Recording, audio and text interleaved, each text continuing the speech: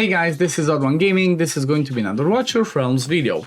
In today's video, I wanted to show you the team that I used to beat one of the, the Void Rift bosses, but it's not necessarily the last boss of a phase. However, this is one of the ones that I noticed I had struggled in the past, and I've had quite a few people that said the same thing, that they were having a little bit of a difficulty in dealing with this boss. Now, the one that I'm talking about is going to be the Calypso boss, right? So I did stream yesterday, I did my first attempt at beating Nightmare Void Rift. Well, spoiler alert, I managed to beat all of it. If you do want to see the whole video, right, of me, whatever teams I used through all of the phase, there's gonna be a link in the description of this video where I kind of link my live stream, or you can just go on my YouTube channel and check the previous one where it's the whole video from yesterday. But pretty much that boss phase is a little bit tricky, and I guess I can show you exactly which one I'm talking about. Let me just quickly open this because I downloaded my recording.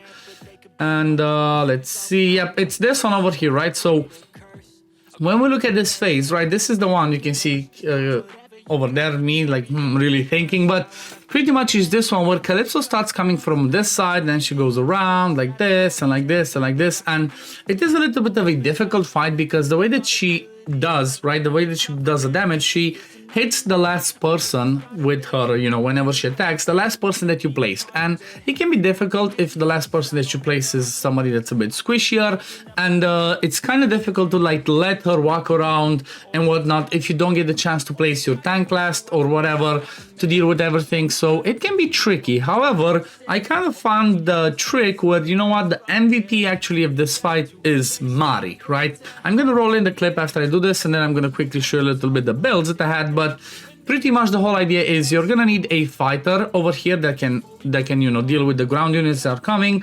Does not necessarily need to be Valdorn. I just used them because I had them, but that one can also be Volca, it can be Wrath, anybody that has some self-sustain and can be a decent mage.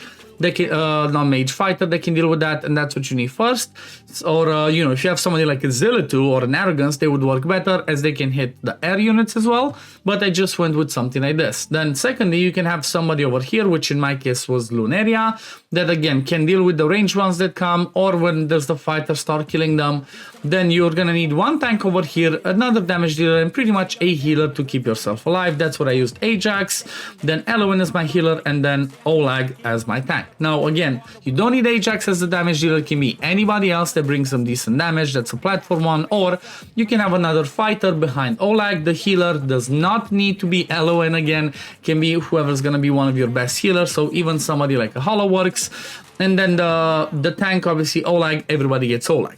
Now the thing over here, you're gonna see that I'm actually gonna be using, I tried with double nukers, right? I tried that in the past by using Lucius, by using Silas, and then Dolores for the boost, or you can use Diao Chan, whoever.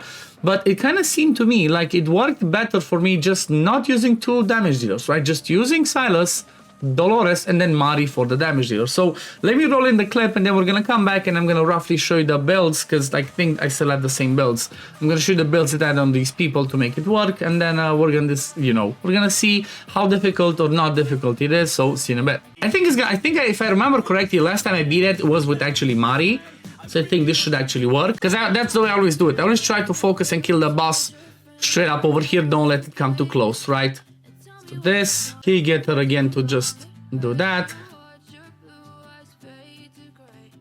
Then it's gonna be Marri over here.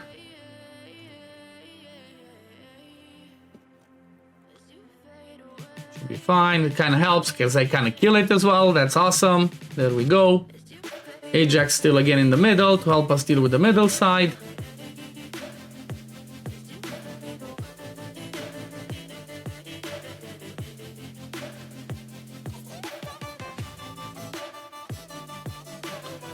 Okay, let's see. As soon as the shield is off, or almost off, I proc them.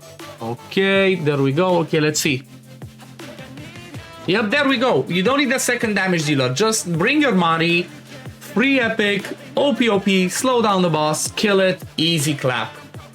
That's all, folks. That's all I needed. Didn't even need Lyra, see? I remember that's how I did it. It's like, you know what? You don't necessarily need to go all blast or several blast sometimes. Sometimes just doing a bit different, thinking about it differently than just bringing damage dealers worked, right? Just simple Marri, bringing Marri to hold down the boss, and also bring at the same time that magic and physical resistance reduction allowed Silas to just explode him. And for now, it's just GG. Now it's like, I'm done. Now everything should be easy. Honestly, even with the Valderon here, you don't need Valderon. Just whoever's your best, one of your best fighters could even go with, you know what? This one could have been Numera, right? I could have used Numera instead over here. Since I got the range increase, because she's a piercer, that would have been fun instead. But I'm using Valderon because he's fun, right? Valderon is fun, we have him, why not use him? And now just waiting for stuff to die. There we go. Easy peasy, lemon squeezy. And just slowly killing that one. I'm now rushing because there's one more that needs to come. Okay, I can use the Ajax ult. There we go, and now slowly killing it. There we go, phase 1 almost done. The phase 1 now, the tricky part's gonna be obviously the, like somebody said earlier, the Aracha boss, where we're gonna need all the damage mitigation we can get, right? Because when she does those claps, that hurts us. So you pretty much saw it was extremely easy. Marri is so powerful for that fight, because what Marri brings to that fight is actually the fact that, let's look at her kit, not only does she slow down the boss with her basic attack, right?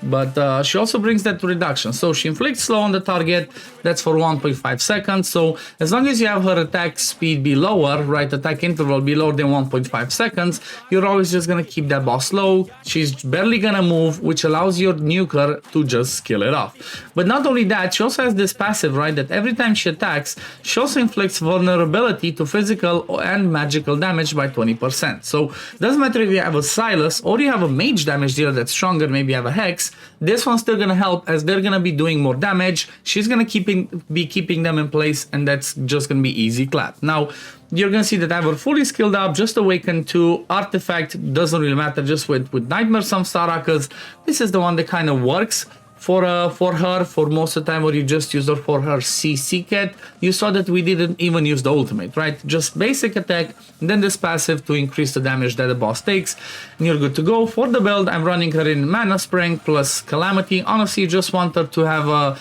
as much attack speed as possible, right? You see I have 0.9 seconds attack interval, and nothing else really matters. And then she's 6-star, you don't really need her 6-star, she would work at 5-star just fine. Then if we look at everybody else in the team, I guess let's start at the top. My Silas was running Inferno Roar plus Warlord. His total stats, 15,500 attack, 344 attack speed, 96.5 crit rate, 313 crit damage. He's fully skilled up. He does have the bond with the Vierna, which increases damage a bit. No awakenings, and an artifact. He has a Blight Color's Claw. That's promotion 3, right? Not the craziest.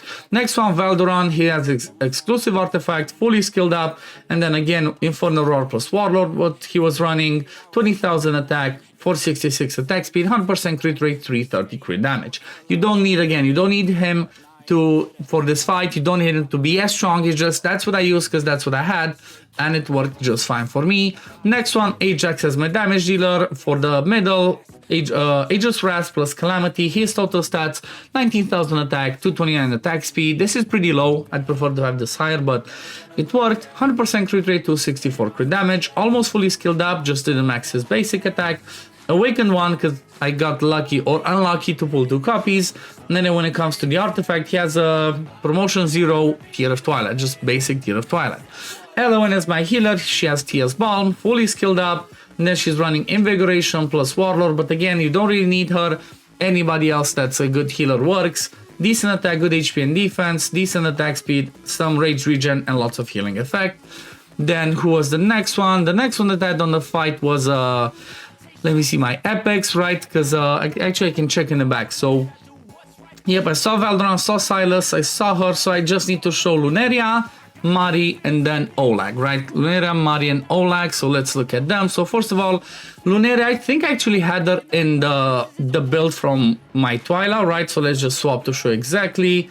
She was running at 10,000 or almost 11,000 attack, 276 attack speed, 100% crit rate, 362 crit damage. She's fully skilled up, she's awakened 3 only, and then she has a random Icarus Chalice, that's what I had on her.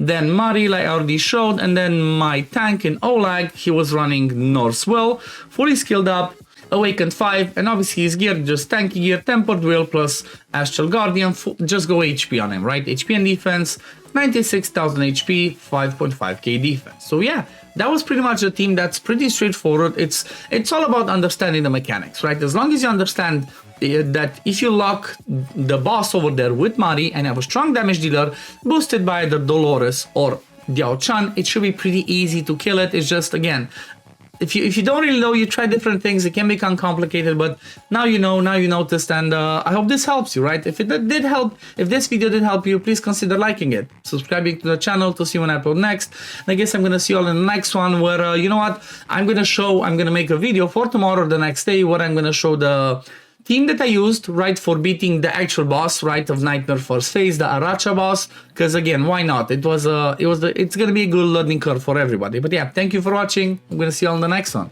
Peace, love, take care, everyone. Bye, guys.